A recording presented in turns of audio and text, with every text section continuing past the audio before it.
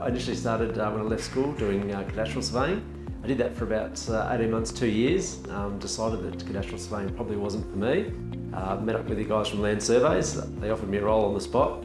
I basically moved to Karratha doing three in one, fly in, fly out. Then I moved to Darwin for 2 years and was a Northern Territory Operations Manager. And 3 years ago now, I moved back to Melbourne and have been the Victorian Operations Manager since.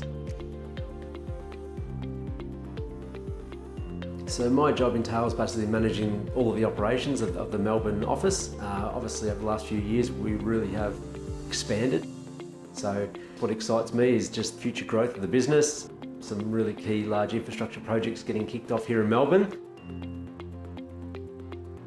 And also sort of developing the young guys coming through, I sort of get a bit of a kick out of that.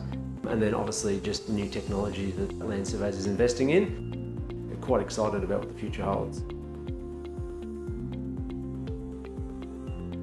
I see Land Surveys basically expanding in the future, especially on the East Coast.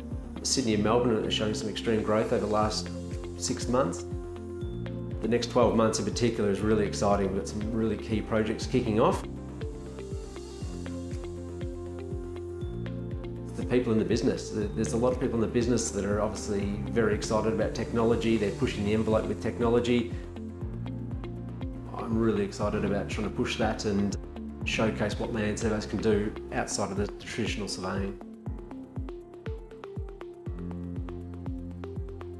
Here at Land Surveys, we're all about mentoring and bringing them up through the ranks. As long as you've got the right attitude, a willingness to learn, you can have a career here at Land Surveys.